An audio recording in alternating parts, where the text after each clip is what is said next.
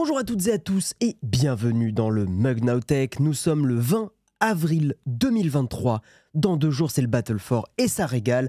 Et je vous propose qu'on démarre tout de suite. C'est parti!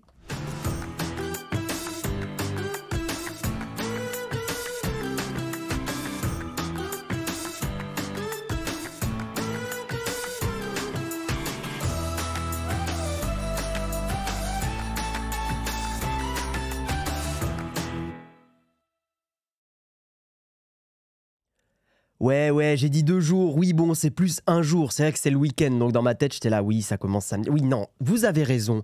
Évidemment, vendredi 18 h, ça va être incroyable. Le Battle for what? Battle for plein de choses. On va en reparler tout à l'heure.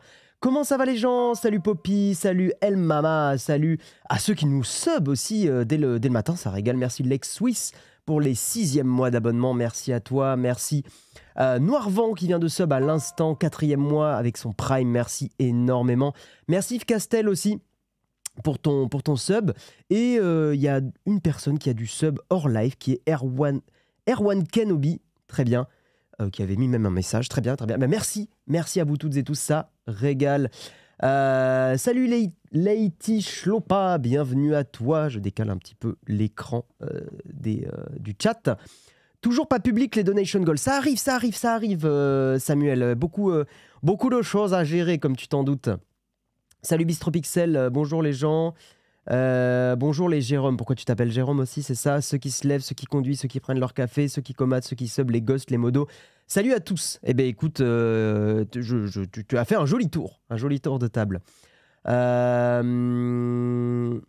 Voilà. Salut Jérôme aussi, coucou.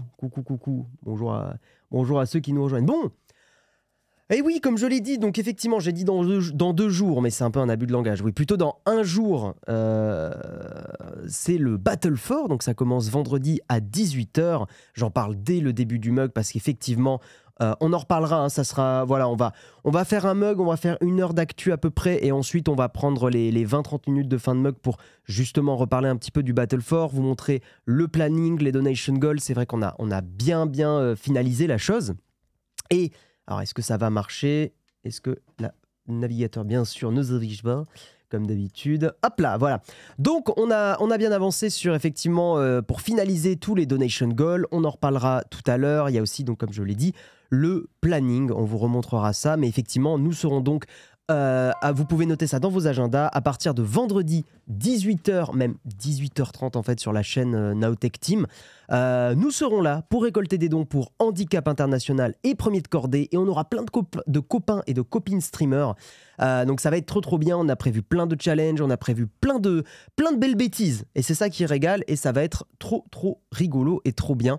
La caméra qui a bugué pendant une demi-seconde, tout va bien. Et on va récolter voilà, plein d'argent pour ces 2 chouettes associations / organisations. Merci Cefrio pour le Prime, merci énormément. Salut The Garlic Snail, merci beaucoup. Donc tu vas les spoil ce matin, exactement, bien sûr. Salut Camille, comment tu vas? Salut, je t'avais pas reconnu, je crois que tu as dû changer de pseudo. Merci, ouais, voilà. Hop, je vous propose de faire un petit sommaire rapidement de l'actu de ce matin, parce que c'est vrai qu'on est quand même là aussi pour l'actualité. Salut Flonflon, comment tu vas? Flonflon qui sera aussi au Battle for, on a même prévu des petits trucs avec lui, ça va régaler. On va faire rapidement un sommaire rapide, très bien. Je regarde juste, faut virer l'eau fraîche sur les 3 caméras. Ah oui, mince, effectivement. Attendez, je vais enlever ça, je vais en profiter. Là, il n'y est pas. Voilà, là il n'y est plus, c'est bon, tout va bien. Merci Samuel et merci la team modération. Petit sommaire rapide, donc Apple qui fait trembler un article de Frandroid, qui fait trembler les banques avec son compte d'épargne révolutionnaire à 4,15 %. Apple qui se prend pour une banque, qu'est-ce qui se passe? On va en reparler tout à l'heure. Elon Musk, alors cette news elle m'a doucement fait rigoler. Elon Musk qui est toujours une personnalité bien sûr incroyable de la tech qu'on adore, on adore tous évidemment dans le chat. Elon Musk qui menace Microsoft de poursuite à propos de ChatGPT et d'OpenAI. Moi, toute cette news, pour moi, c'est Monsieur Musk qui boude. Et vous comprendrez pourquoi. On va parler ensuite d'un article. Alors ça, c'était un article de investing.com. Je ne connaissais pas ce site. On va parler aussi d'un article de BFM Tech Co. Remettez-vous en question. Squeezie dénonce le harcèlement d'une participante au tribunal des bannis. Je trouve ça important d'en parler. Oui, c'est de la tech. Oui, c'est du numérique. Oui, c'est du réseau social. Parce que j'ai pris le temps de regarder justement la vidéo et ce qui s'est passé. Il y a une participante dans une vidéo qui se prend du cyberharcèlement dans la face alors qu'il n'y a absolument aucune raison. Déjà, le harcèlement, c'est puni par la loi, évidemment, et que quand bien même ça ne serait pas puni, c'est de la merde. Je ne comprends pas d'où vient ce harcèlement et on va en rediscuter ensemble parce que, littéralement, il n'y a rien, quoi. Enfin, vraiment... Bref, on en rediscutera ensemble, vous verrez que c'est assez hallucinant. On va passer à un article de lesoir.be, Instagram qui propose une nouvelle fonctionnalité.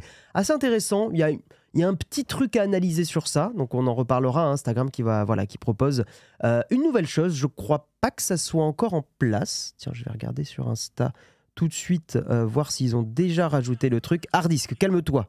Hardisk qui pop sur mon fil. Modifier le profil, est-ce qu'on peut déjà...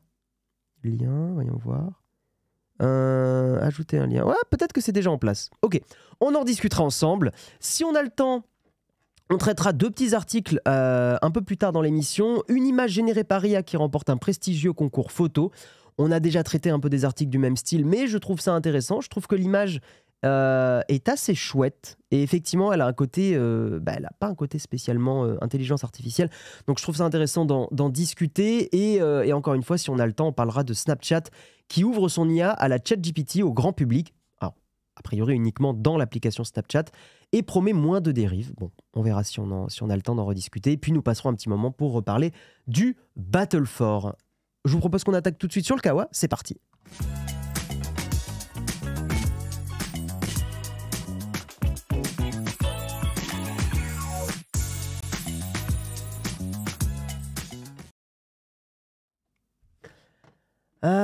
Ce live n'est pas sponsor HelloFresh. Non, ce live n'est pas sponsor du tout HelloFresh pour le coup. Mais les lives de la semaine dernière n'étaient pas sponsor HelloFresh non plus. On était en affiliation avec eux, ce qui n'est pas exactement la même chose. On aurait tellement dû faire un tribunal des bannis pour le Battle for. Ouais, ça aurait été rigolo. Après, je sais pas si... je prends 2 secondes pour faire un petit aparté. Je sais pas si... c'est l'ambiance que nous on a sur Nowtech de faire un tribunal des bannis. Je trouve que ça marche peut-être mieux sur d'autres streamers et streameuses, mais je ne vois pas forcément faire un tribunal des bannis. Voilà, je sais que l'exercice est très rigolo et très sympa. L'idée, pour ceux qui connaissent pas, c'est d'aller sur Twitch. Il y a un endroit où on peut juger en fait les personnes qu'on a bannies. Voir si les messages, si les bannissements étaient vraiment justifiés ou pas, et si on débannit les personnes, si on annule le bannissement. Moi, c'est des contenus que je trouve assez rigolos, mais bon, voilà, je sais pas si... Ouais, c'est un peu délicat comme exercice. Je trouve que c'est une très mauvaise idée, mais je dis pourquoi quand on fait l'article. Ok, très bien. Très bien, très bien. C'est intéressant de savoir ton avis, FRJS, ouais, pas de souci. J'imagine que c'est quoi? C'est peut-être normaliser des messages ou des comportements où ça laisse couler des choses, je sais pas. Mais tu me diras un peu plus tard, ouais. Oui, t'as changé de pseudo, Camille, il me semblait bien, ouais, tout à fait. Tout à fait, tout à fait. Oui, attention aux majuscules. Attention. Non, on va pas en parler maintenant, FRJS, on va en reparler un petit peu plus tard. On va essayer de rester réglo dans l'ordre des articles. Nous, on est plus tribunal des panini. Le anchois maillot, c'est non. Ouais, tu l'as sorti de loin, celle-là, Jérôme. Le tribunal des panini, celle-là, elle est... on sent qu'il est 8h09 du matin, quoi. Clairement, hein. Clairement. Je sens que le Battle for va être gratiné. Nowtech... Moi, je suis très content qu'on fasse le Battle for parce que les gens, des fois, nous prennent pour une chaîne extrêmement sérieuse. Mais je crois qu'ils ne nous connaissent pas bien. Bref. Je n'en dis pas plus. Et je vous propose qu'on attaque tout de suite sur le premier article, effectivement. Apple qui fait trembler les banques avec son compte d'épargne révolutionnaire à 4,15%. Alors, qu'est-ce qui se passe? C'est intéressant. Je trouve ça intéressant à analyser. Jusqu'où ira Apple? La firme de Cupertino lance son compte d'épargne offrant des conditions particulièrement attractives. Cette initiative représente un véritable défi pour les banques traditionnelles qui doivent désormais faire face à une concurrence de taille. Tout à fait. Regardez un truc, un peu hors sujet, mais image générée par Midjourney, d'ailleurs il y a une petite coquille, Midjourney n'existe pas, image générée par Midjourney par Frandroid, ça commence à être de plus en plus utilisé. Par contre, je trouve que d'ailleurs l'image est assez convaincante. Si on plisse un peu les yeux, on voit qu'il y a des problèmes, mais si on regarde de loin, on voit très bien la pomme sur un tas de billets. Bref, l'IA commence quand même à s'immiscer un petit peu partout. Si vous n'avez pas suivi l'actualité, Apple se rapproche de plus en plus du secteur bancaire. Aux États-Unis, la firme de Cupertino a lancé l'Apple Card il y a 4 ans et une option appelée Apple Pay Later qui permet d'effectuer des achats immédiats et de les régler ultérieurement en plusieurs échéances. Petit rappel, sans faire tonton la morale, que faites gaffe avec le paiement en plusieurs échéances. Bref, aujourd'hui, Apple fait un pas de plus vers le secteur bancaire traditionnel avec le lancement du compte épargne Apple. Annoncé en octobre, l'offre d'épargne Apple est désormais dévoilée en détail. En partenariat avec Goldman Sachs, le compte d'épargne offre un taux d'intérêt annuel de 4,15% pour un solde maximum de $250 000 avec un taux réel de 4,07%. Alors, je ne suis pas assez expert dans l'univers de la banque pour comprendre la différence entre le taux d'intérêt annuel, le taux réel et la nuance entre les deux. Si des gens dans le chat ont cette nuance, je suis totalement partant pour que vous me l'expliquiez. En sachant aussi que la petite limite que j'ai sur cet article, c'est que là on parle des États-Unis et peut-être qu'il y a des petites nuances par rapport à la France, que moi a priori je n'aurais pas non plus. Tout ce qui va être compte d'épargne et tout, je sais à peu près comment ça marche en France.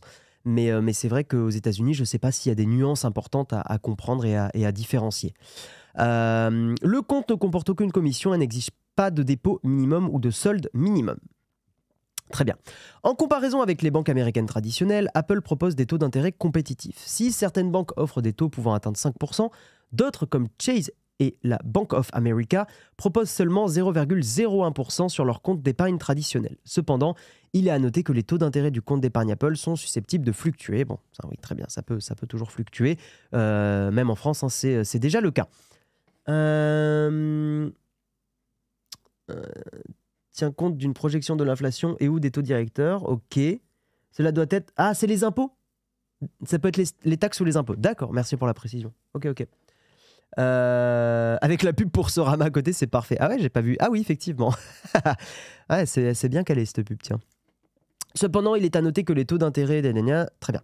Ce nouveau produit s'intègre parfaitement dans l'écosystème FinTech d'Apple, permettant aux utilisateurs d'Apple Card de rediriger leurs récompenses vers le compte d'épargne et de gagner des intérêts sur celle-ci.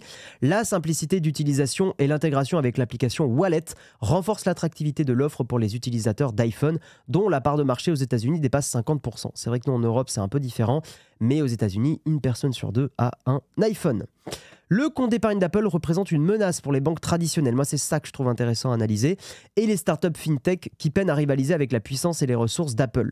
Pour l'instant, le compte d'épargne Apple est uniquement disponible pour les citoyens américains et garanti par le Federal Deposit Insurance Corporation, la FDIC.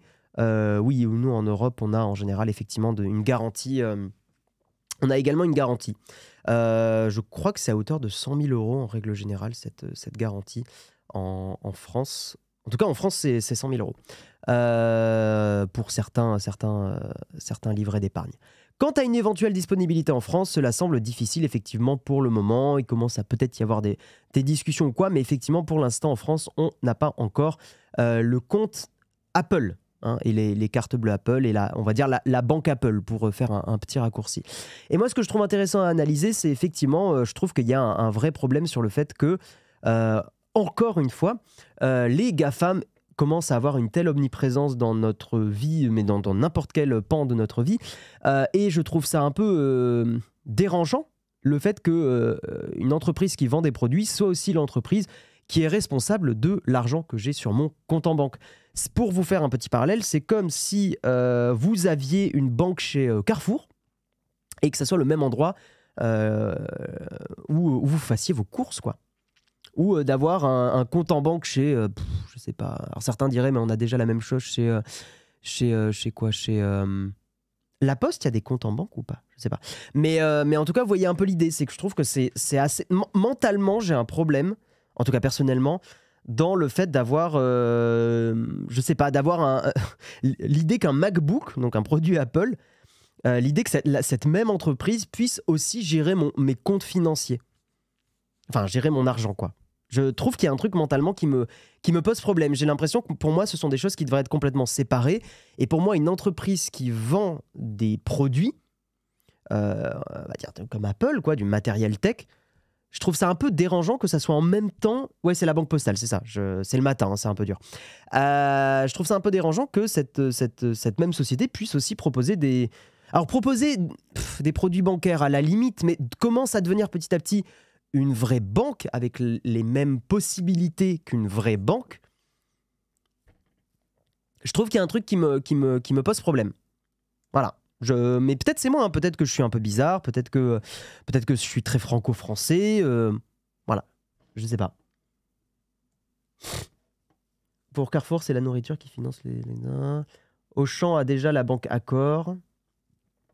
Oui, il y a Orange Bank. Ouais, non, mais Orange Bank, pareil, hein, je trouve que c'est un peu étrange, quoi. Imagine si la Poste devait gérer notre argent quand on voit comment ils gèrent le courrier. Perso, je me dis que ça peut forcer les banques tradies à revoir leur modèle et leur façon de faire, c'est pas un mal. Oui, mais après, honnêtement, il y a déjà des startups dans la fintech qui font ça. Il y a déjà des Revolut qui ont bouleversé un peu le marché. Il y a déjà des Revolut, et l'autre concurrent qui est assez connu, c'est... Ah, j'ai Revolut qui me vient en tête, mais j'ai pas d'autres concurrents. Il y a Conto, il y a N26. Merci effectivement, Grolby. Il y a N26.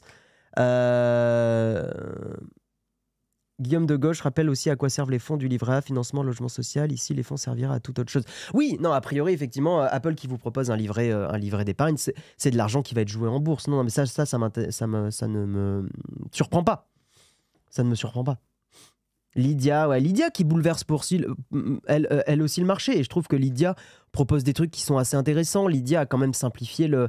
Moi, je le vois autour de moi, hein. J'ai plein de potes qui me disent « Je te fais un Lydia pour te rembourser des trucs. » À chaque fois, je suis là « J'ai pas Lydia, moi, ça me fait chier. Tu peux pas me faire un virement tradi. » Mais je sais pas, moi, je suis un peu perturbé par le fait qu'effectivement, Apple commence aussi à avoir, on va dire, la gestion de l'argent, quoi. J'ai un truc qui, mentalement, me pose problème. Je remonte un petit peu dans vos messages. Du coup, la Poste, ça te dérange? Oui, d'une certaine façon, oui. La Banque Postale, il y a un truc qui me pose problème. Mais quelle est la différence entre épargne et placement? Encore un truc qui ne s'en est pas. Pour équilibrer, il faudrait que la Poste sorte son téléphone high-tech. En fait, à titre de comparaison, les intérêts des comptes épargne aux États-Unis sont habituellement autour de 0,01%, ce qui est totalement ridicule. Apple casse donc la baraque. Ouais, mais l'article précise qu'il y a d'autres banques autres qu'Apple qui proposent des choses avec des taux d'intérêt aussi de 5%.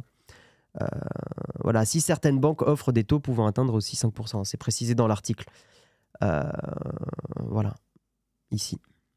Donc il y a déjà des banques autres qu'Apple qui ont... Enfin, des banques, d'autres... Il y a déjà d'autres livrets d'épargne, en tout cas, qui proposent a priori des taux comme ça, qui essayent de casser le marché aussi.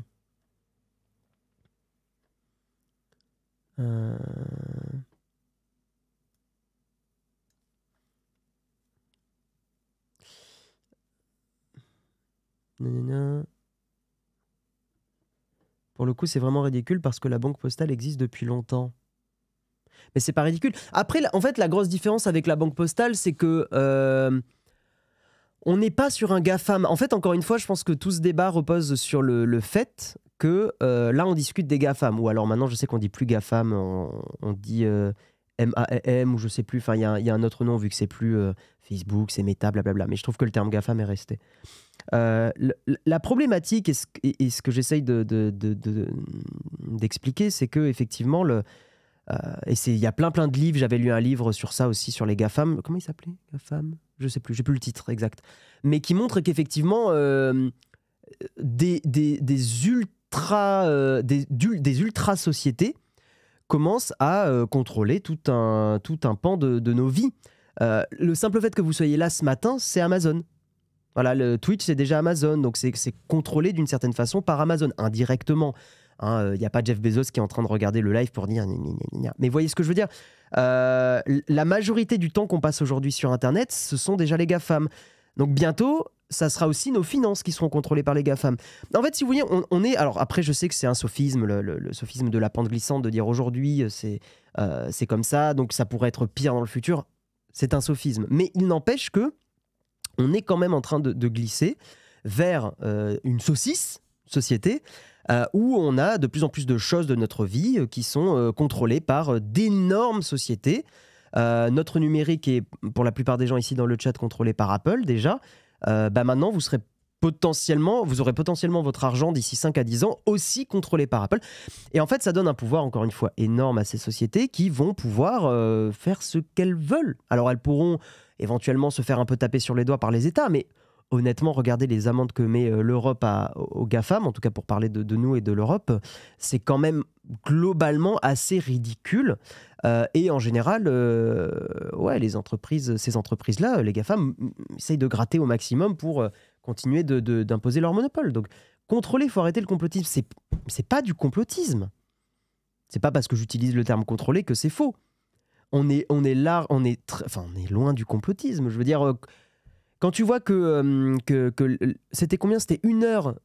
Dans le monde, les statistiques avaient été faites. Les gens passent 1 heure sur des services de Meta par jour. C'est pas du complotisme. C'est un fait. Les gens passent en moyenne 1 heure sur des services de Meta. Le petit acteur qui a un peu bouleversé le temps d'attention récemment, c'est TikTok. Mais globalement, aujourd'hui... le temps d'attention, pour le coup, lui, est contrôlé par les GAFAM. On passe notre temps sur YouTube, on passe notre temps sur Facebook, on passe notre temps sur tout ça, on fait nos achats sur Amazon, etc., etc. Donc, c'est un nouveau pas vers un plus grand contrôle des GAFAM de nos vies. Voilà. Et je dis pas ça pour paniquer, pour faire du complotisme ou quoi. C'est quelque chose que j'observe. Maintenant, comment on fait pour effectivement limiter ça? Je ne sais pas. Je n'ai pas la solution. Ça doit, a priori, effectivement venir de législation. Ça doit venir des États-Unis, de l'Europe et peut-être de la Chine aussi et d'autres pays qui s'associent pour essayer de faire baisser un petit peu l'importance de ces ultra-entreprises. Voilà. Oui, voilà, c'est pas du complotisme, ça s'appelle le capitalisme de surveillance. Effectivement, tu le dis très bien. Il y a beaucoup d'articles qui en parlent, qui sont assez intéressants. Framasoft, notamment, une asso que j'aime beaucoup, a fait tout un article aussi, même une espèce d'analyse de ce que certains appellent effectivement le capitalisme de surveillance. Le fait que tout soit... Moi, j'aime pas trop ce terme parce que je trouve que justement le terme capitalisme de surveillance, il a un peu tendance à être un peu, on va dire, un peu agressif et je pense faire sortir un peu les gens du débat. Mais après, c'est un avis très personnel. Mais voilà quoi. Je trouve que c'est quand même... c'est plutôt dépendant que contrôlé. Si tu es dépendant de quelque chose, la chose te contrôle inévitablement. Enfin là on joue sur les mots pour le coup, Humfred. Mais bienvenue à toi en tout cas. Première fois que tu mets un message sur le chat, bienvenue à toi. Voilà, Oleg, il le précise aussi, je suis assez d'accord avec toi.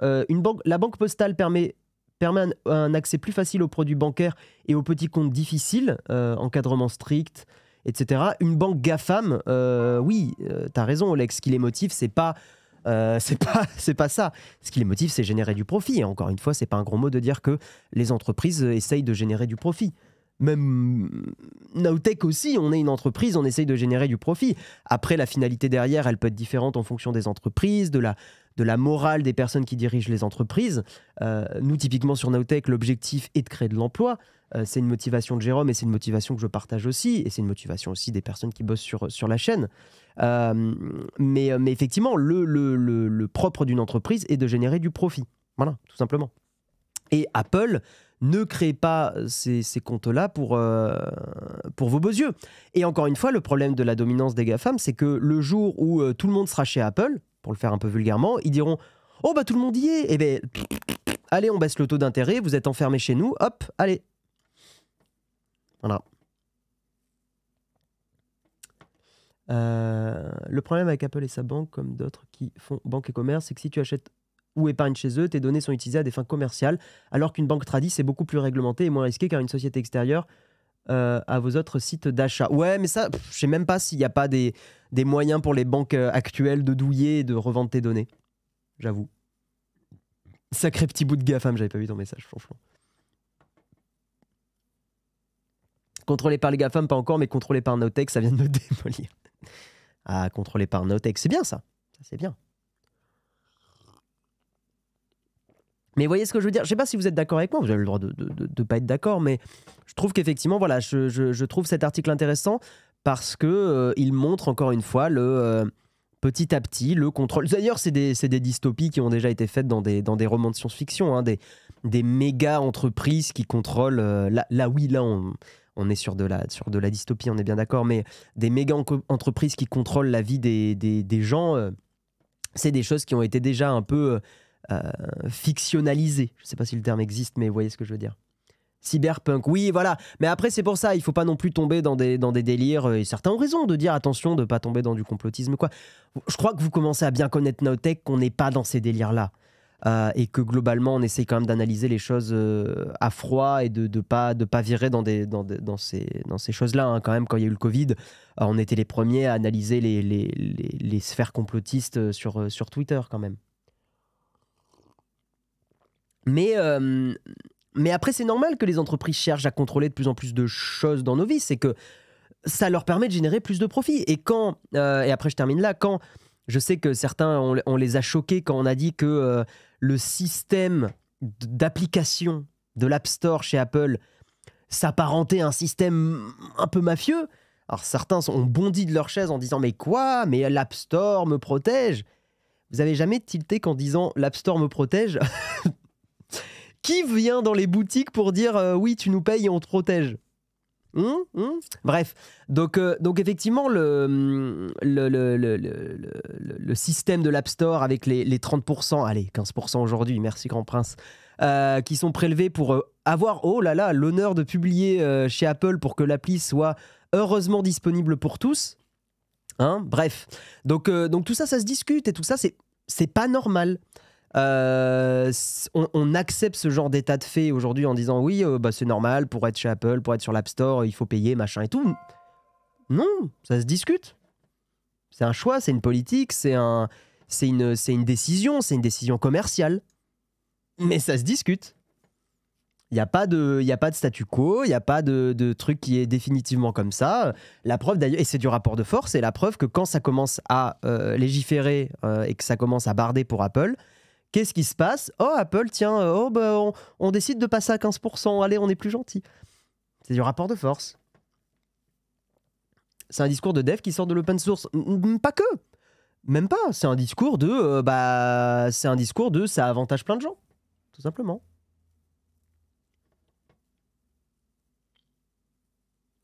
Voilà, donc c'est important et c'est pas pour faire forcément de la politique ou quoi, mais c'est important de comprendre qu'il y a plein de choses qu'on a pris pour argent comptant, pour acquis. Bah, en fait, non. Ça se discute. Ça se discute. Et vous savez de quoi on va discuter après? Oh, la transition exceptionnelle d'Elon Musk. Ah, je vous régale dans le chat. Let's go, Elon Musk, on adore bien sûr. Elon Musk qui menace Microsoft de poursuite à propos de ChatGPT et d'OpenAI. Hein? Notre Elon Musk national, bien sûr. Let's go. Bien qu'il soit à l'origine d'OpenAI, la société qui a donné naissance à ChatGPT, Elon Musk? Ah oui, pardon. Elon Musk ne voit pas d'un très bon œil la généralisation de l'utilisation de l'IA et en a même souvent soulevé les risques, la qualifiant de l'un des plus gros risques pour la civilisation. Il en a d'ailleurs été le principal chef de file d'un mouvement d'experts qui a publié le mois dernier une lettre invitant à mettre en pause le développement des IA dans l'attente de régulations adaptées. Musk a également annoncé cette semaine qu'il commence à travailler sur une alternative à ChatGPT baptisée TruthGPT et je pouffe de rire intérieurement en lisant un truc qui s'appelle TruthGPT.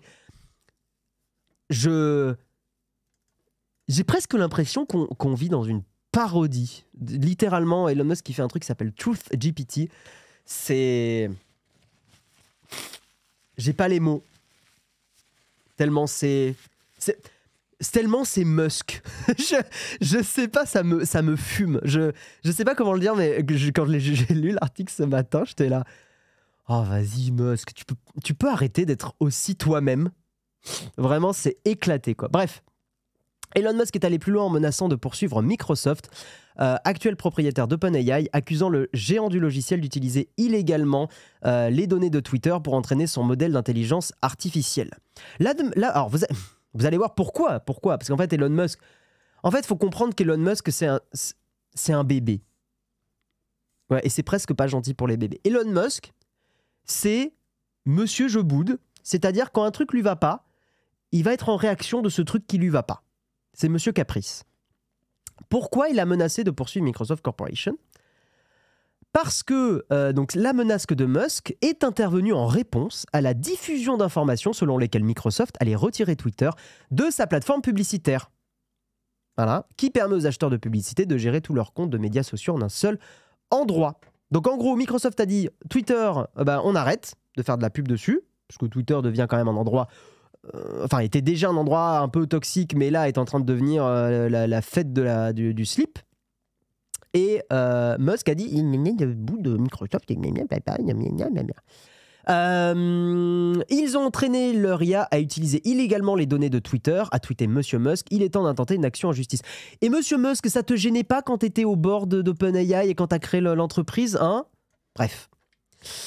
Rappelons que Microsoft développe ses propres modèles de langage, ces modèles LLM, et vend l'accès au modèle d'OpenAI. Microsoft a investi 10 milliards de dollars dans OpenAI l'année dernière dans le cadre d'un accord inhabituellement structuré. Musk, et oui, bien, il faut le rappeler, hein, c'est ce que je viens de dire, Musk était cofondateur d'OpenAI avant de quitter son conseil d'administration en 2018 et a récemment déploré le passage de l'entreprise d'un modèle à but non lucratif à une entreprise de grande valeur influencée par Microsoft.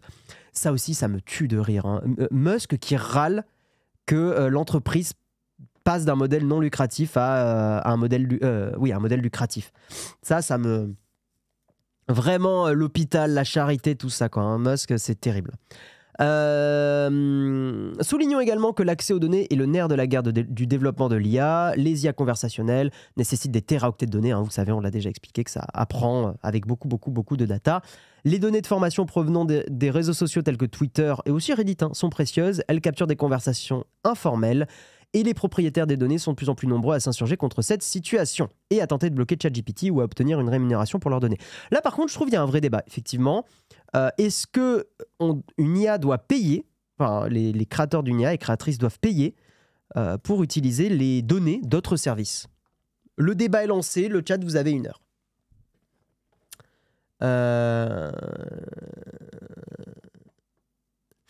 Oui, Lolilol, tu te fais modérer parce que on essaye d'éviter les analyses psychologiques de comptoir. Voilà, c'est pas contre toi, ne le prends pas personnellement. C'est juste qu'on essaye d'avoir un chat qui ne parte pas en cacahuète. Voilà. Et également, on ne commande pas la modération. Voilà. Et n'hésite pas à demander le plus gentiment du monde, et c'est pas ironique, demande à la modération, envoie un petit message en disant « Excusez-moi, voilà, pourquoi j'ai été supprimé, pourquoi on a supprimé mes messages ?» La modération, si tu viens gentiment, ils feront un plaisir de t'expliquer hyper gentiment pourquoi on a supprimé ton message. Il ne faut pas le prendre personnellement. Je sais qu'à chaque fois, il y a des gens qui prennent la mouche. Tranquille. C'est pas grave de se faire supprimer un message. Je vous jure, hein, tout va bien. Et nous aussi, Jérôme et moi et Marion, la modération, des fois, nous dit « Jérôme, Guillaume, Marion, vous avez dit un truc dans le mug. Franchement, c'est pas ouf. » Et on dit « Putain, la modération, vous avez raison. Ok, on fera gaffe. » Voilà, et on n'a pas boudé. On dit « Ok, on s'améliorera. » Voilà, tout simplement. Franchement, hein, allez voir gentiment la modération, ils vous expliqueront. Si vous venez gentiment, il n'y a pas de problème. Alors, je lis un peu vos messages. Wikipédia devrait faire payer. C'est un vrai débat. Hein. Est-ce que on devrait pas, Wikipédia étant une encyclopédie, après le problème de Wikipédia, c'est qu'ils voilà, c'est ouvert quoi. C'est un peu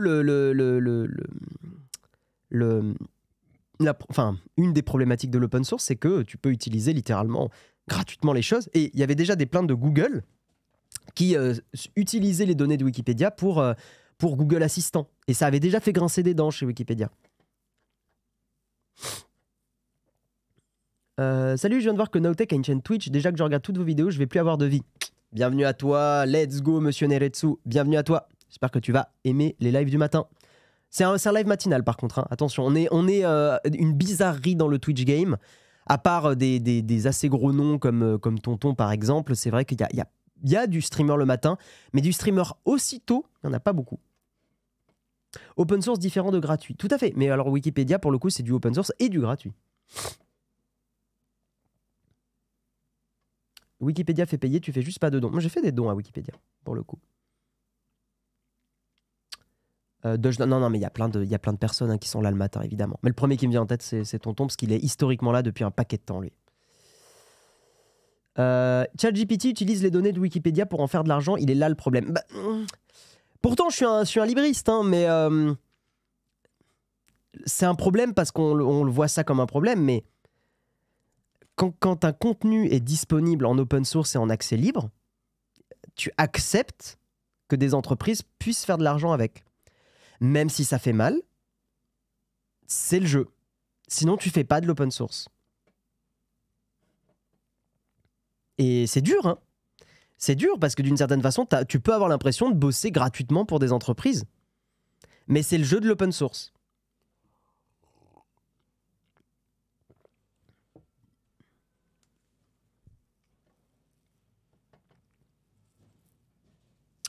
J'ai bien plus confiance en Wikipédia qu'en beaucoup d'autres sources. D'ailleurs, ChatGPT a inventé des sources pour justifier des questions. Ouais, tout à fait. Bon, je suis pas du matin, mais de temps en temps, pourquoi pas. Il n'y a pas de problème, Neretsu. T'as les replays, hein, sinon. Vous pouvez faire point d'exclamation replay dans le chat. Vous avez la chaîne des replays. Et si vous êtes sub, si vous contribuez financièrement à la chaîne, vous avez les replays donc sur Twitch, hein, si vous êtes sub Twitch. Et sinon, vous les avez sur Discord. On les publie en général à peu près 1 heure après le live. Vous avez les replays, on va dire, dans la matinée, si vous voulez les regarder sur YouTube.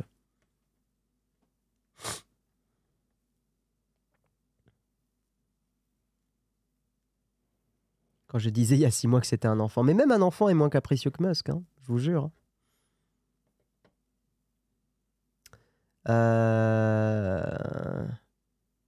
C'est gentil, Jamise. Merci pour ton gentil message. On va avancer. Il est déjà 8h37. C'est vrai qu'on a passé beaucoup de temps sur l'article d'Apple et des banques. Mais voilà, mais je trouve ça intéressant de discuter de tout ça avec vous. Je trouve qu'on a... Je sais que c'est de l'IA, je sais qu'il y en a qui sont un peu agacés par ça, mais en même temps, moi je trouve ça passionnant. Ah, on va parler d'un article qui est important.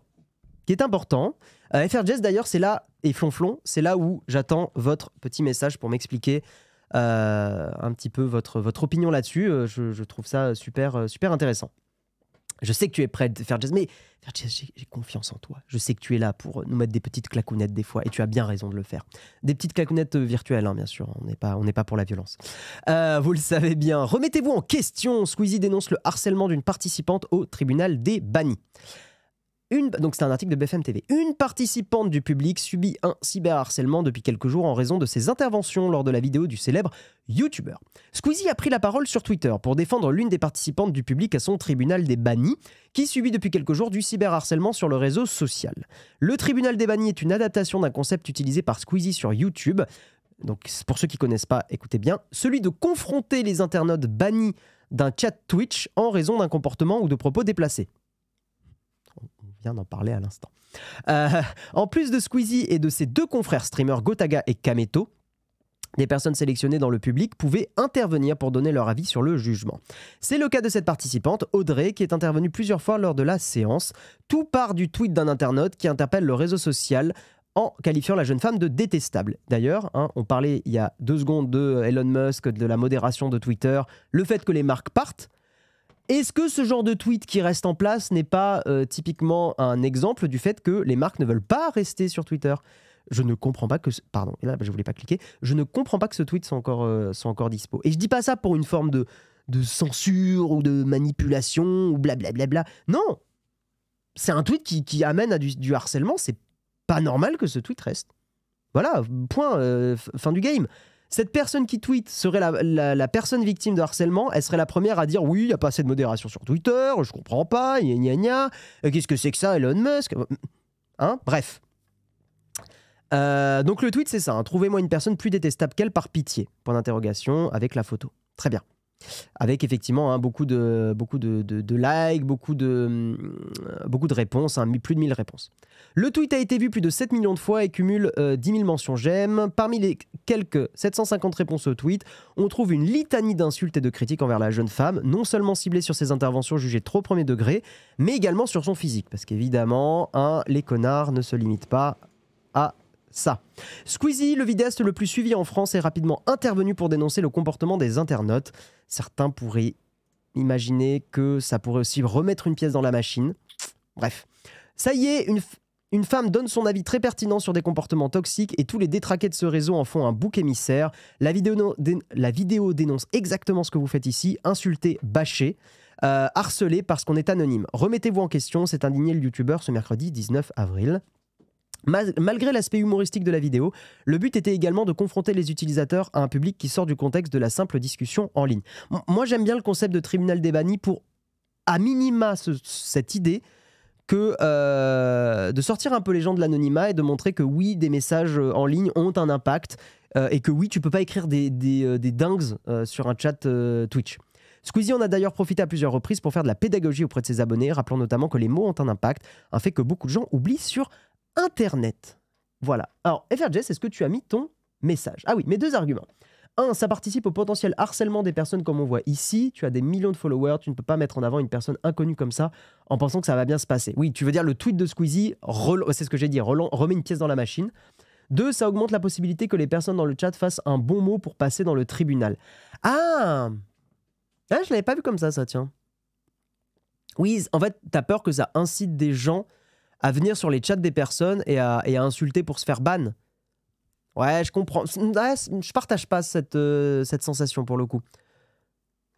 Parce qu'en fait, la probabilité que tu te fasses sélectionner, elle est tellement infime que bon, je sais pas si le jeu en vaut la chandelle. Après, j'imagine que certains se permettraient de le faire.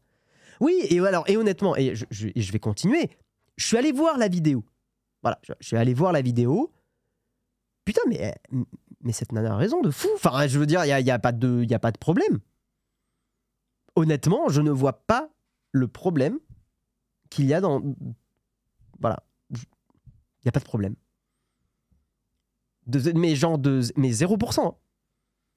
Voilà, juste, elle dit des termes, quoi. Elle dit les choses. Et bah oui, elle met des claques, quoi. Elle a raison. Voilà. Mais en fait, ce qui se passe, c'est qu'il y a une partie des gens qui et c'est pas nouveau, hein, mais qui ne supportent pas que on leur dise que leur comportement est pas ouf, voire problématique, voire illégal. Voilà. Bonjour, depuis cet épisode, je vois des numéros de tel qui pop dans quasi tous les gros chats tout le temps. À croire que certains veulent passer dans l'émission, ouais. Céral, je crois que c'est Zerator qui en parlait. Ultia aussi hier. Ok, ouais, j'ai pas vu si Ultia... Enfin, j'ai pas vu ce qu'Ultia a dit. Faut être privilégié, ne pas être touché par des commentaires pour trouver bonne l'idée du tribunal des bannis et chercher une sorte de finalité bienveillante et éducatrice à tout ça. Non, c'est intéressant, Flonflon. Je trouve le débat, il est cool. Je réfléchis. En fait, je trouve quand même que c'est... Ah, ça me confronte plein de choses dans ma tête, tu vois, le tribunal des bannis et le concept de faire... Alors, pour ceux qui n'auraient pas vu la vidéo, alors attendez, je vais essayer de... Pas montrer la vidéo, hein, mais juste de vous montrer l'ambiance que c'était, pour que vous voyez un petit peu le contexte. Voilà. Ouais, c'est ça, en cours de lecture. Ah là là là. En gros, ça ressemble à ça. Voilà, l'idée, c'est... Il y a Squeezie... voilà, ça ressemble à ça. Il y a des personnes qui sont assises dans un tribunal. Il y a Squeezie, Kameto et Gotaga qui, en gros, font passer des personnes qui ont été bannies dans leur chat. Par exemple, ce gars-là, Kunkaera, qui avait mis un truc du genre voilà, baisse ta grosse daronne, la pute. Désolé pour les termes un peu vulgaires dès le matin, mais voilà. Et en gros, il s'explique pourquoi il a mis ce message, qu'est-ce qui l'a amené à faire ça, blablabla. Blablabla. Est-ce qu'on le débanne, est-ce qu'on le débanne pas, etc. Voilà un petit peu pour le contexte, pour ceux qui ne voient pas forcément comment ça pourrait marcher et se dérouler. Et En fait, il y a aussi, c'est vrai, Flonflon, je suis d'accord aussi sur un côté de... ça dédramatise des messages comme celui que je viens de lire. En fait, est-ce qu'on se met pas à rire de messages qui devraient justement être... Enfin, tu vois, est-ce qu'on se met pas à rigoler et en faire un contenu humoristique de gars, et aussi de filles, hein, occasionnellement, qui viennent sur des chats et foutent des messages absolument détestables? C'est compliqué parce que ça heurte plein de trucs. Je trouve que la vidéo, elle était bien montée, elle était bien faite. Je trouve qu'elle était même rigolote. Voilà, je vais pas faire le faux cul. Mais est-ce que l'enfer est pas pavé de bonnes intentions, comme on dit? Tribunal des bannis, combat de chien, le niveau 0 de l'audience facile basé sur le voyeurisme sadique de la violence. Mon avis perso n'implique que moi. Ouais, non, mais j'entends. Mais ça confronte plein de trucs dans ma tête. Parce que moi, je trouve que j'aime bien quand même l'idée de... Ça montre que... ça montre qu'il y a des visages derrière des messages comme ça. Et ça montre que... ça met un peu un visage sur ces gens-là, je trouve.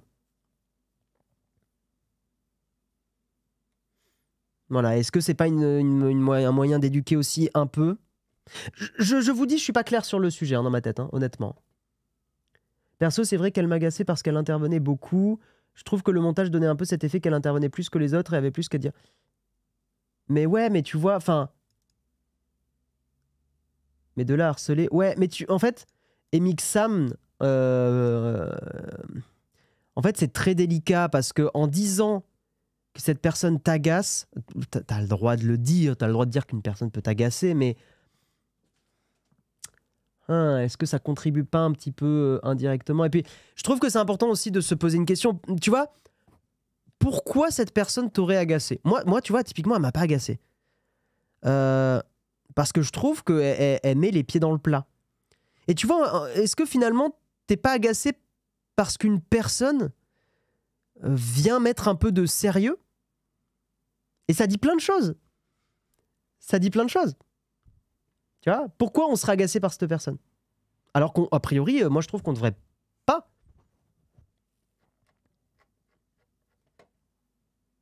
Ça, et puis Flonflon, il dit un truc un peu vrai, et il y a très certainement un peu de sexisme là-dedans. Ça aurait été un mec, on aurait dit que c'était le king, basé, masterclass, Squid Game. Ça aurait été un gars, très probablement, il y aurait eu des gens qui auraient dit dans les commentaires ou sur Twitter, franchement, il dit les termes, franchement, il a trop raison. Alors que là, c'est une nana, et c'est une nana qui met les pieds dans le plat, et je pense que pour certains... Ouais, il y a un truc qui résonne en eux, quoi.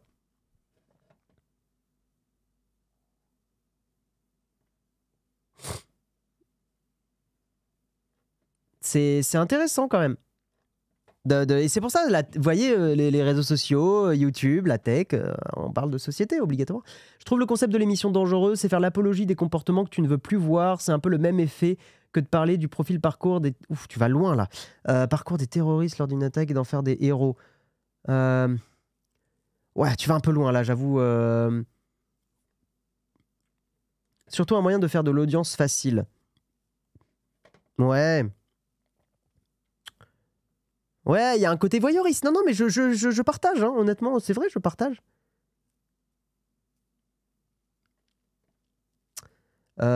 L'objectif n'était pas pédagogique dans cette vidéo.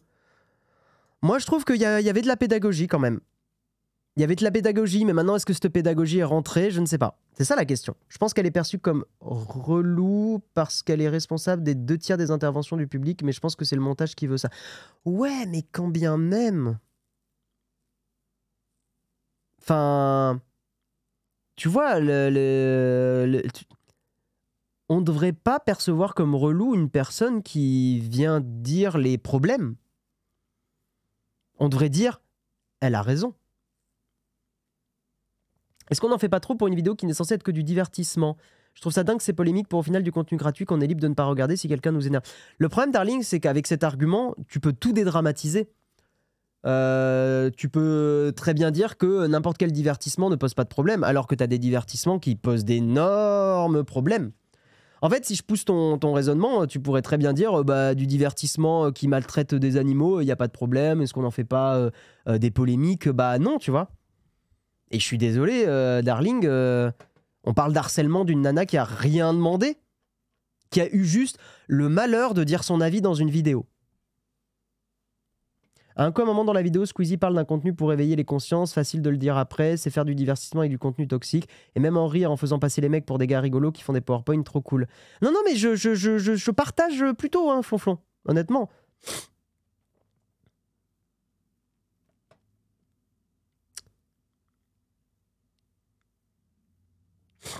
Je dis que les personnes qui s'énervent sur un contenu se font du mal pour rien, les harceleurs devraient zapper et laisser les autres vivre. Le harcèlement des animaux, c'est pas un divertissement. Et ça l'était à une époque. Et c'est pour ça que j'ai pris cet exemple, qu'on vous avait déjà donné avec Jérôme, pour vous montrer que la saucisse évolue. Moi, tout ce que je trouve intéressant, c'est effectivement de voir encore une fois que quand c'est une femme qui fait des remarques et des réflexions, et qui critique des comportements, Ultia, hein, eh ben, les gens lui tombent dessus. Voilà. Et Ultia aura toujours mon soutien par rapport à ce qui s'est passé aux Z-Event. Je ne comprends pas tout le caca qui lui est tombé dessus derrière. Avec Inoxtag, hein, bien sûr. Définitivement, je ne... Alors, je comprends, dans le sens intellectuellement, je comprends les mécanismes qui ont amené à ça. Mais par contre, je ne comprends pas dans le sens, je ne cautionne pas, je trouve ça absolument dégueulasse ce qui s'est passé. Je ne comprends pas ton avis, tu es pour ou contre la vidéo de Squeezie? Ah, mais je n'ai pas d'avis définitif. Des fois, j'ai des avis définitifs. Là, je suis encore, je suis encore très, très mitigé. Mais vous me faites évoluer dans un sens où, effectivement, peut-être qu'effectivement, la vidéo fait plus de mal que de bien. Il y a le côté sérieux d'Audrey, mais à la fois, comme la vidéo est drôle, est-ce que ce n'est pas dédramatiser les insultes? Et j'avoue que moi-même, en regardant la vidéo, j'étais en mode, ouais, elle est en mode sérieux, mais à la fois, ça donne du contraste à la vidéo. Ouais. Ouais, mais non, non, mais il y a, ouais, il y a encore des soucis, quoi. Et quand il dit quand même que les propos tenus par les bannis ne sont pas à faire, mais ça reste du dit, il n'y a pas un truc... Ouais, mais c'est vrai que non, mais c'est vrai que le côté rendre ça fun... Non, non, ça pose des questions, je trouve. C'est intéressant d'en débattre avec vous. Hein. Je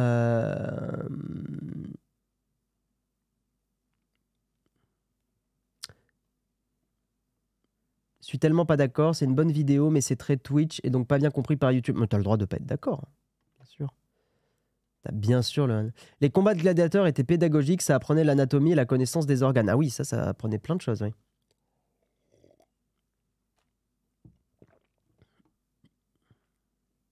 Le souci avec cette vidéo, c'est justement qu'on voit des gens, les tribunaux sur Twitch, on ne voit que les pseudos. J'ai pas compris ton message, Swen.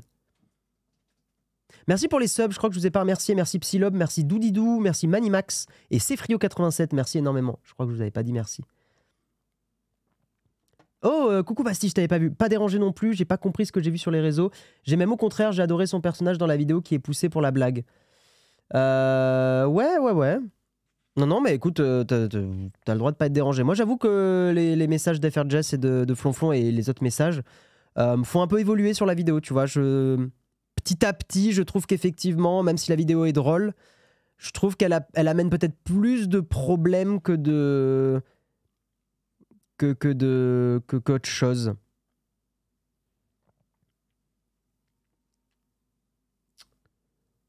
J'ai pas vu la vidéo, mais ne pas faire ce genre de contenu n'arrêtera pas le sexisme sur Internet. En rigoler permet au moins d'en parler. Ouais, mais non, là, moi, je pense que ça marche pas, ça. Tu peux...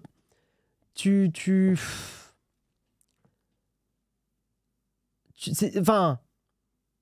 Je sais pas comment répondre à ton commentaire, mais... en rigoler permet au moins d'en parler. Ouais, mais là, tu vois, il y a du harcèlement qui a été créé sur une personne qui avait rien demandé. Je suis pas... Mon avis... Alors Samuel, qui est modérateur depuis très longtemps, il dit, et son avis est super intéressant, il dit « Mon avis pour moi, c'est que ça doit rester en privé entre le modérateur et la personne concernée, et pas public. Qu'en gros, les bannissements, les actions de la modération doivent rester privées. » Moi, je partage un peu, c'est vrai. Non, je partage un petit peu. C'est vrai que ce qui se passe dans la modération doit rester dans la modération et avec le ou la streameuse concernée. Ouais, non, je suis assez d'accord, quoi. Est-ce qu'on veut pas aussi trop suranalyser une vidéo YouTube qui est à la base du pur divertissement? On n'est pas dans la suranalyse, là. On serait dans la suranalyse si on commence à partir dans de la philosophie très profonde. Attends, là, on est juste en train de dire il y a du harcèlement.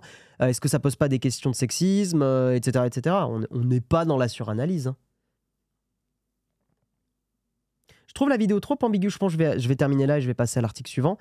Autant au début, il y a un peu de sensibilisation, mais par la suite, c'est en mode ça va, ça passe. Ouais. Alors après, moi, il y a un autre truc aussi à analyser, c'est que je plains Squeezie, dans le sens, même si lui, il vit moins de harcèlement que la nana, donc c'est vraiment cette personne qui est beaucoup plus à plaindre et à défendre. Mais je plains aussi Squeezie dans le sens, putain, quand t'es vraiment le top 1 YouTuber, c'est si compliqué de faire du contenu sur Internet, dans le sens où la moindre erreur, tu te la prends puissance 1000, le moindre contenu, tu peux créer du harcèlement sans le vouloir. Putain, ça doit être compliqué. Ça doit être très compliqué. Et je trouve que c'est intéressant, et je rebondis là-dessus, pour comprendre pourquoi des créateurs et des créatrices de contenu en viennent à exploser mentalement, quoi. L'événement qu'est en train de vivre Squeezie, en termes de création de contenu, est très compliqué. Est très compliqué dans le sens... alors encore une fois, je le redis, pas aussi compliqué que du harcèlement, bien sûr. Hein, mais compliqué dans le sens... c'est... Ouais, putain, comment recréer derrière ça en sachant que potentiellement les personnes que tu mets dans ta vidéo peuvent se faire pourrir leur vie. Hyper difficile. Cette vidéo n'a pas été comprise. Elle voulait être pédagogue avec un peu de légèreté du côté des jurés. Et c'est là la sauce, en plus du harcèlement derrière. Non, mais c'est compliqué. Et non, mais comme on dit, l'enfer est pavé de bonnes intentions. Hein, c'est que tu as envie de faire un contenu divertissant, tu as envie de dédramatiser les choses. Je suis sûr qu'ils ont fait cette vidéo en mode franchement, ça va être rigolo, franchement, ça dédramatise, franchement, ça met des visages sur les gens, etc., etc. Et en fait, tu te rends compte que ça crée peut-être plus de problèmes que ce que tu pensais.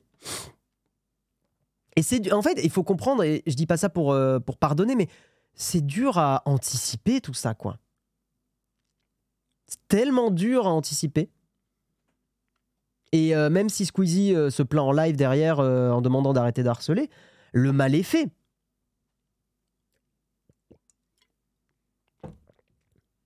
Le mal est fait, quoi. Et c'est... En fait, il faut comprendre que nous aussi, sur Notech, on a ce problème, c'est hyper dur d'anticiper les choses. Par exemple, là, on va faire une vidéo sur l'IA.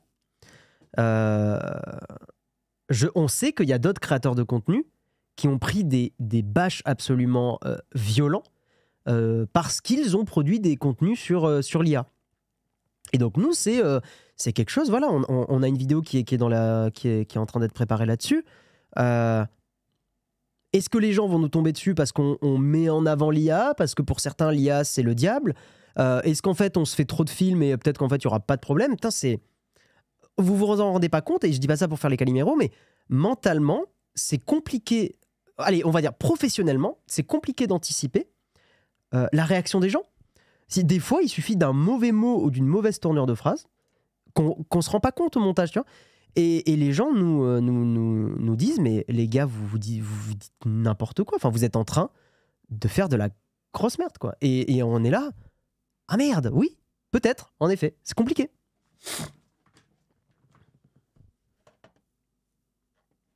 Très compliqué. Très compliqué. Allez, on avance dans les articles. Il est 9h, donc on va faire un dernier article, puisque les autres étaient un peu plus facultatifs. Instagram qui propose une nouvelle fonctionnalité, c'est un article de geekolesoir.be. Meta résout enfin l'un des problèmes les plus anciens d'Instagram. La vidéo qui se lance toute seule, c'est un enfer. Désormais, les utilisateurs du réseau pourront ajouter jusqu'à 5 liens dans leur bio.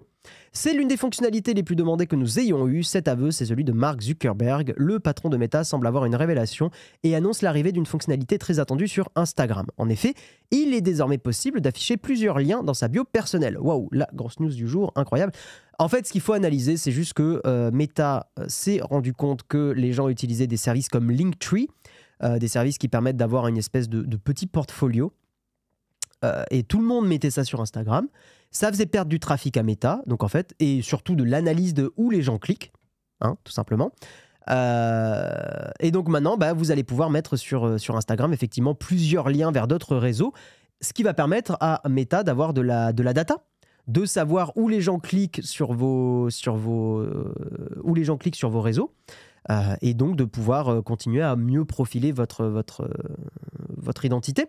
En fait, c'est une information très pertinente de savoir que tel utilisateur a cliqué sur tel lien. Par exemple, imaginons qu'on prenne, je sais pas, Micode. Si Instagram se met à détecter que les gens cliquent plus sur la chaîne YouTube que sur le Twitter, en fait, ça peut faire comprendre que Micode est plutôt un YouTuber. Et donc ça donne des infos. En termes de profilage, de ciblage publicitaire. Si on se rend compte que, par exemple, je sais pas, des gens sont plus des tweetos, en fait, on se rend compte que sur Instagram, les gens cliquent plus sur le Twitter d'une personne, et donc ça donne une information publicitaire que les gens suivent cette personne plus pour Twitter. Et donc ça cible différemment les personnes. Etc., etc. Voilà un petit peu la news. Hein. Encore une fois, je vous ai dit, c'est plutôt une petite brève, mais je voulais faire cette mini-analyse avec vous.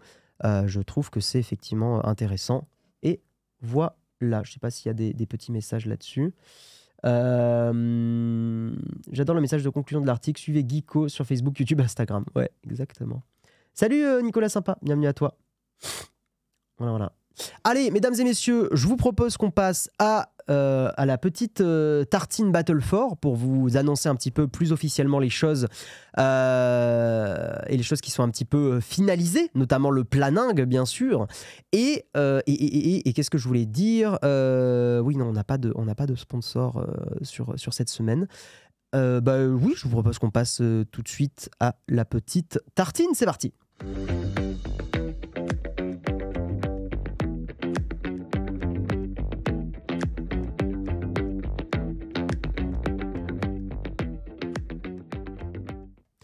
Et donc, comme je vous l'ai dit, nous serons, et ça fait plusieurs semaines qu'on vous l'annonce, nous serons au Stade de France. Et oui, mesdames et messieurs, la classe. À partir du vendredi 21 avril, 18h. Donc, mesdames et messieurs, vous pouvez noter ça sur vos agendas, hein, de noter qu'à 18h, effectivement, le stream commencera. Le Battle Force, c'est un événement caritatif. Nous allons récolter des dons pour Handicap International et Premier de Cordée, donc une ONG et une association. Des associations qui viennent en aide aux personnes atteintes d'un handicap. Et comment ça se passe, Eh bien, nous streamerons sur notre chaîne plein de choses. Je vous montre un petit peu le planning. Je vais zoomer pour qu'on puisse le lire.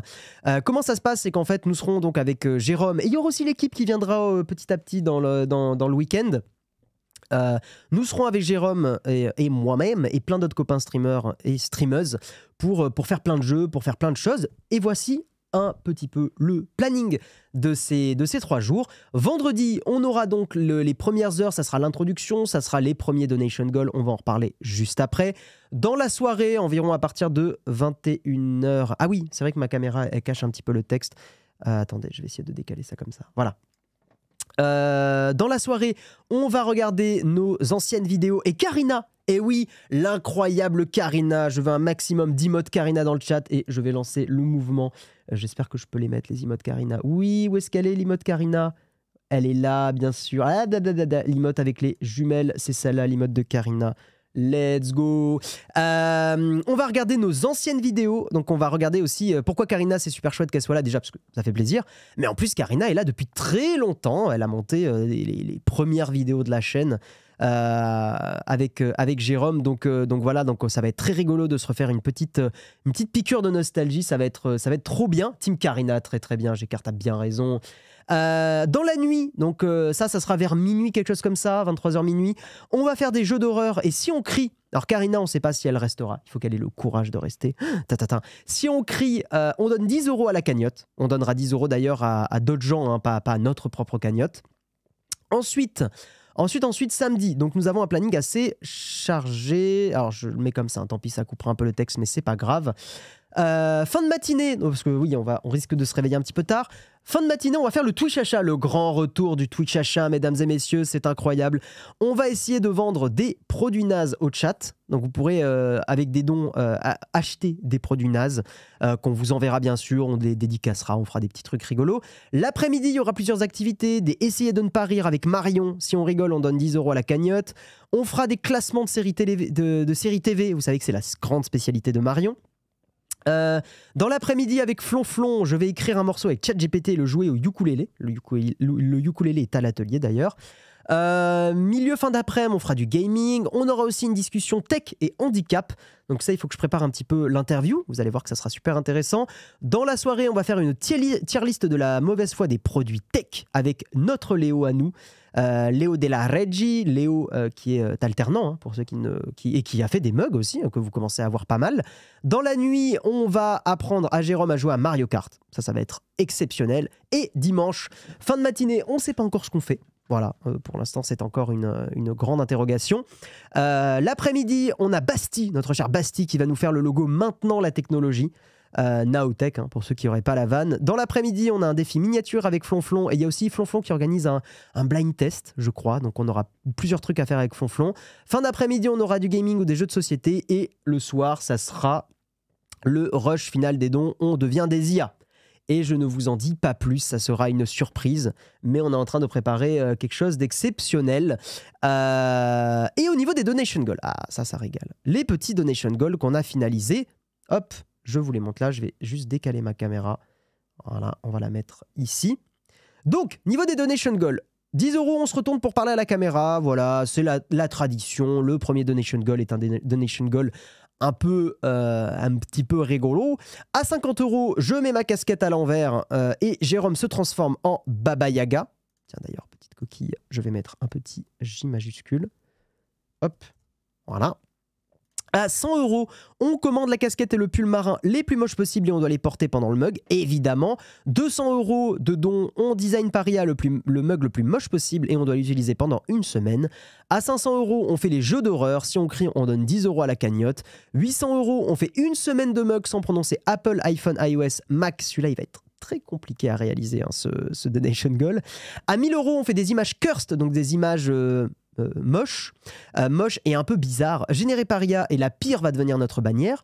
1200 €, c'est donc le Twitch achat, le téléachat sur des produits tech naze, et on essaye de vous les vendre au chat. 1500 €, on envoie le mail à Tim Cook avec la vidéo sur le casque VR. On ne sait pas encore ce qu'on va lui écrire dans le mail. Là, à 1800 €, on fait un mug en peignoir. Alors là, il faut être un ancien. Est-ce que dans le chat, il y en a qui ont la ref du mug en peignoir? Je suis très curieux de savoir. Mais c'est une vieille ref et on ressortira une vieille vidéo. Jérôme, je pense que tu vois très bien de quelle vidéo je parle, de quel mug je parle. Ancienne ref, je sais qu'il y en a dans le chat qui l'ont, hein, MMG, Yves Castel, Psylob. Voilà. 2000 €, on va faire, donc 2500 €, on va faire des live cuisine. Guillaume apprend à Jérôme à faire du poulet frit et Jérôme m'apprend à faire des pâtes carbo. Voilà. 3000 €, alors là, celui-là, il est exceptionnel. Karina qui va faire un mug avec nous. Voilà, donc Karina qui sera présente sur le mug. 5000 €, on fait le mug sur le yacht. Donc on devra louer un yacht et on devra faire un vrai mug sur un vrai yacht. Voilà. Et à 1999 €, on ouvre notre crêperie en Bretagne. Si on a atteint ça, c'est incroyable. Voilà. Voilà pour la petite actualité. Donc vendredi 18h, ce vendredi, donc demain 18h, ça commence, c'est immédiat, c'est maintenant, c'est tout de suite. Enfin, c'est tout de suite, c'est dans combien de temps maintenant? C'est dans une trentaine d'heures, quarantaine d'heures, c'est ça? Ouais. Voilà, franchement, ça va être incroyable. Ramenez vos collègues, ramenez votre pote, ramenez votre famille. Vous pouvez laisser ça en fond dans le week-end, rigoler avec nous, venir commenter, venir délirer. Ça va être trop bien. On aura besoin de vous dans le chat pour passer un bon moment. Voilà, ça va être juste trop bien. Voilà. Ça aurait été drôle, Karina toute seule pour cette somme-là. Alors après, en fait, c'est Karina qui va décider. Voilà, comme Karina sera présente à l'image, c'est déjà un effort pour elle, comprenez-la.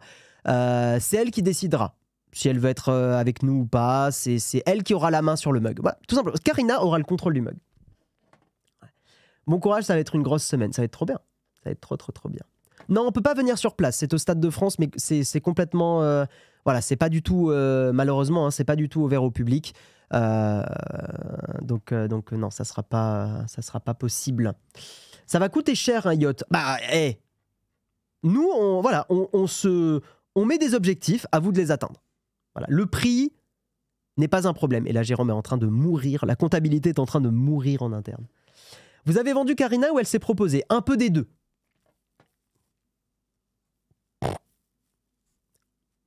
On l'a un peu incité. Non, on l'a laissé libre. Non, je déconne un peu. Si elle avait pas envie du tout, on l'aurait pas fait. Mais vous voyez, hein, toute l'équipe s'y met. Déjà vu un Guy en peignoir, ça date d'il y a quoi? 5 ans. Ouais, ça date d'il y a longtemps. Et en exclu, on va lancer une nouvelle chaîne tech révolutionnaire, SAPU GPT, une no-intelligence artificielle. Ah là là là là là là. Ouais, le retour du Twitch achat. On fait le retour du Twitch achat pour vous au Battle Force. Ça va être incre. Mais c'est quoi cet emote, Jérôme? Je vois pas le... En fait, l'emote apparaît pas chez moi. On dirait un oignon. Je serais multimillionnaire comme Musk, je trollerais pour l'ouverture d'une crêperie en Bretagne. Ça ferait que ça serait drôle. Si vous... La personne qui fait un don de 999, ça serait hyper drôle. Vive le Twitch achat, ça nous manquait.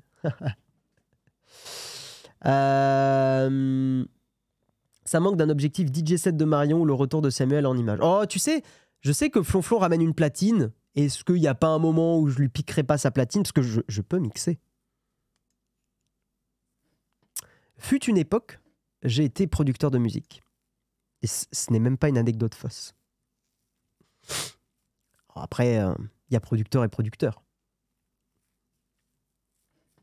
Il y a des choses qui seront révélées au Battle Force. Je peux pas... Voilà, il y a des choses qui seront révélées. Je pense que Jérôme et moi, on se mettra à nu. Alors, attention, à nu, à prendre avec des pincettes. Mais putain, Flonflon, mais pourquoi t'es encore là? T'es pas en stream normalement? Là, ça dégoûte. Pourquoi tu révèles les bails? T'es pas en live? Moi, je croyais que je pouvais dire des trucs... T'es pas en live, merde. Je voulais être discret, moi. Je voulais dire qu'on allait faire des trucs et tout, mais bref. Guillaume spoil en action. Je ne stream pas. Tu stream pas? Je savais pas que tu streamais pas. Non, mais je suis producteur et DJ. En fait, je suis un peu les deux, mais... Arrêtez. Le jeudi, il fait pas de live. Comment ça, tu... Ah bon?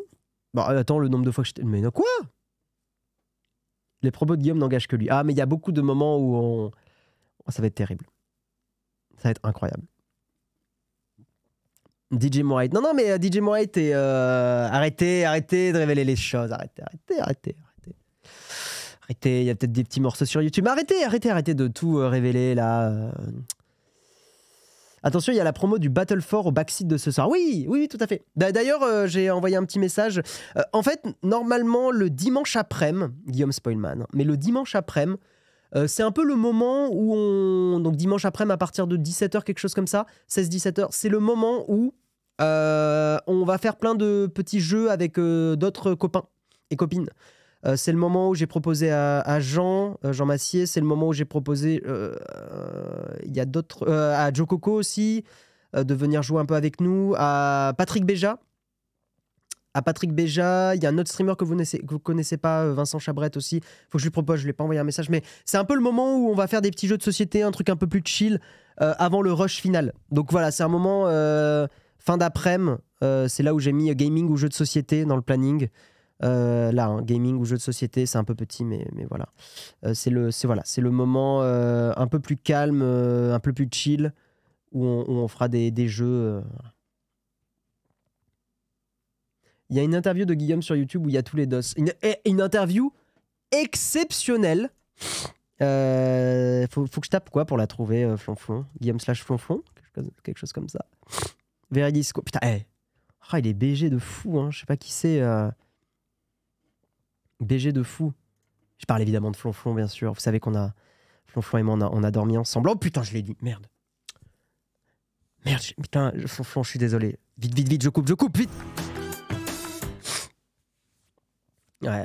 Oh là là, regardez, putain, j'arrive sur cette interview magnifique. Il y a l'enfant seul, Oxmo Puccino. Incroyable, Oxmo, bien sûr, exceptionnel. C'est quel moment on parle de DJ Mourate? Je sais plus, on en parle, mais il y a un moment, on en parle et on met de la production de qualité. Je sais plus. Mais en tout cas, l'interview est exceptionnelle, bien sûr. Non, Joe Coco, c'est pas Jonathan Cohen. Non. Joe Coco, c'est la personne qui produit beaucoup d'émissions de Samuel Etienne, peut-être même la quasi-intégralité, je crois. Donc, le succès actuel de Samuel Etienne repose en très grande partie sur Joe Coco. Il n'y aurait pas de Joe Coco, il n'y aurait pas Samuel Etienne aujourd'hui. J'exagère peut-être un petit peu, mais presque pas. Non, il produit énormément pour Samuel Etienne, il bosse énormément pour lui et c'est très chouette.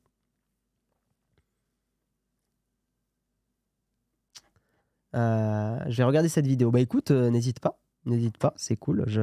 On parle pendant 2h40 quand même. Putain, on a parlé 2h40, monsieur Flonflon. C'est un peu de là d'où est née notre histoire d'amour et je t'ai fait chier avec Savante. Je sais pas comment tu as supporté Savante. J'ai vraiment pas arrêté de parler de Savante, c'est terrible. Qui est mon artiste préféré. Ah, Samuel, il a ressorti la vidéo. Non, supprime Samuel, il faut qu'on la garde pour le Battle 4. Regarde, hop, je te supprime. Non, pas maintenant, Samuel. Interdit, vous voyez, même les streamers bannissent, suppriment les messages de leur modérateur. Moi, la seule interview de Guillaume de la référence, c'est sur France Info. On se tutoie si vous voulez. Ouais, c'est vrai que c'est assez goldé. C'était insoutenable. Oh. En vrai, Flonflon, tu me supportes. Je sais pas comment vous faites. Ni Jérôme, ni Flonflon, ni la modération. Je sais pas comment vous me supportez. Honnêtement. Attends, j'ai pas les sons de voice mode ici. Ah, mais ça va pas marcher, je crois. Il y a voice mode démarré ou pas? Ah, il y a voice mode démarré. Ah. Il y a voice mode. Ah, attendez. Ah oui, mais non, mais il est pas setup. Dommage. Il reste un message avec le. Il y a rien du tout. Allez, on passe au camp de fac. C'est parti. Petite question. Si vous avez des questions, j'ai peut-être les réponses. Let's go.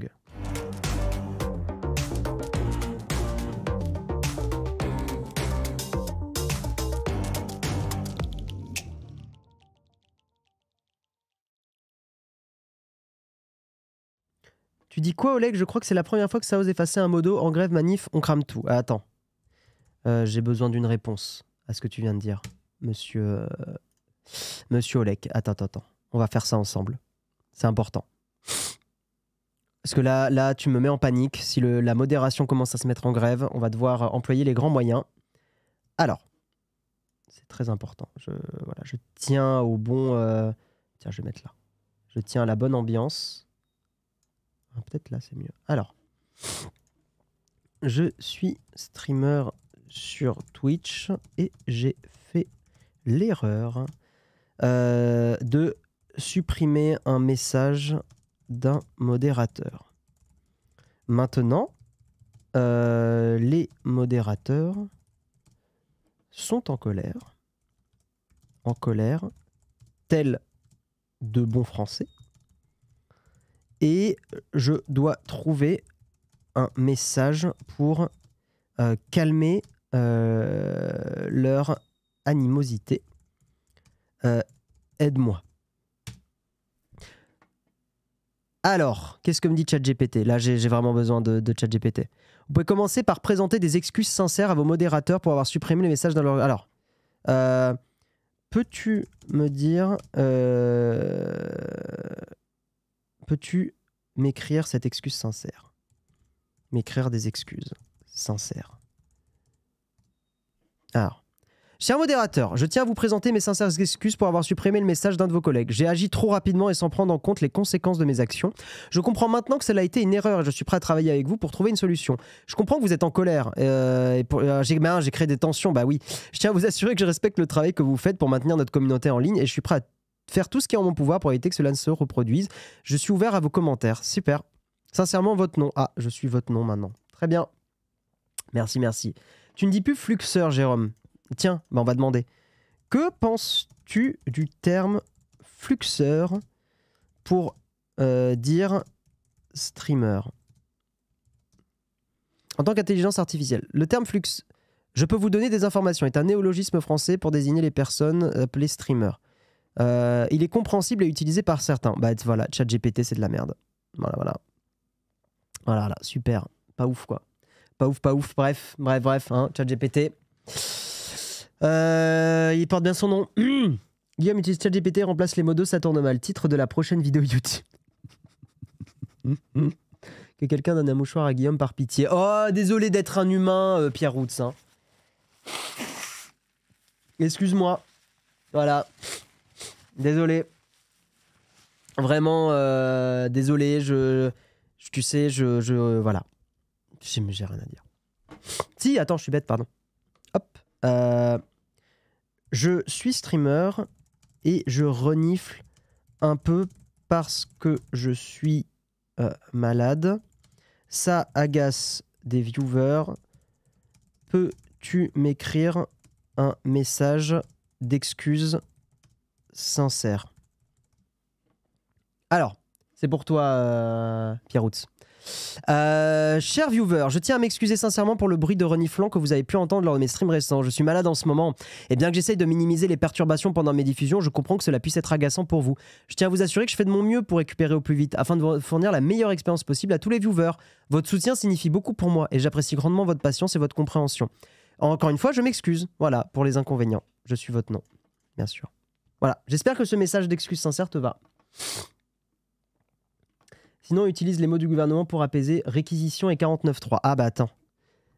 Récris le même message. Donc là, encore une fois, on va le faire avec en mode gouvernement actuel. Mais avec du mépris. Ah non, mais il va pas vouloir. Ah mais attends, si je dis avec, comme si c'était Macron, il va forcément faire du mépris immédiatement. Oh putain, j'ai fait de la politique. Oh merde. Réécris le même message comme avec beaucoup plus de langue de bois, je vais dire. Avec beaucoup plus de langue de bois. Est-ce qu'il va vouloir ou pas? Ah! Je tiens à exprimer ma profonde gratitude pour votre présence assidue. Toutefois, je me permets de vous présenter mes plus sincères, occasionnés par mon léger reniflement. Je tiens à vous assurer... Ah, il y est, je l'attendais. Je tiens à vous assurer que j'ai déployé tous les efforts nécessaires pour minimiser l'impact de cet état de santé sur la qualité de mes diffusions. Et je suis en train de prendre les mesures appropriées. Ah, il est très fort en langue de bois. Je suis conscient de la valeur que vous accordez à mes streams et de l'importance que vous leur accordez. Putain, bon, là, il a un peu doublé le truc. En ces temps difficiles... Putain, il est bon, hein, le salaud. Hein. Il est très, très, très bon. J'adore les mugs de votre nom. Un bon présentateur. Ah non, non, on se démerde bien. Hein. On se démerde bien. Et on rigole bien ce matin. Ah, ChatGPT exceptionnel, bien sûr. Ça va la modération? Vous êtes convaincu de mon message d'excuse ou pas? Ou il faut que j'en fasse encore? En une phrase d'un acteur du 19e siècle plus fort que ChatGPT. J'ai dit que vous étiez des idiots, c'est vrai. Je m'en excuse, j'ai tort. J'ai pas compris ton message, Oleg. J'ai pas la ref. Vous auriez pu ajouter un palier. On peut être modo pendant une semaine. C'est une très mauvaise idée, Yves Castel. Vous n'êtes pas convaincu? Oh. Il est trop fort pour des excuses, ça donne des idées. Concert de casserole en force. C'est déjà bien gratiné. Ah oui, oui. Guigui d'émission, Guigui d'émission. Arrêtez, arrêtez, arrêtez. Les conseillers en com en PLS. Non mais alors, blague à part, je trouve que ChatGPT n'est pas un si mauvais conseiller en com, hein, très honnêtement. Quand vous lui demandez, je suis en train de vivre ça, qu'est-ce que tu me conseilles de faire, machin, honnêtement, il se démerde pas si mal, quoi. C'est GPT 3.5. C'est GPT 3.5. Bon, mesdames et messieurs, on va arrêter les conneries. Dernier rappel, nous serons Battle for vendredi, donc demain à 18 h. Notez ça dans vos agendas. Merci d'avoir suivi le mug. Je sais pas qui on va arrêter ce matin, mais je vous remercie d'avoir suivi le mug. Demain, ça sera Jérôme qui le fera. Et ensuite, donc le soir, nous serons au Battle for. Je vous fais des gros bisous. Je lance le raid pendant le générique de fin. Bye bye les gens. Ciao, ciao.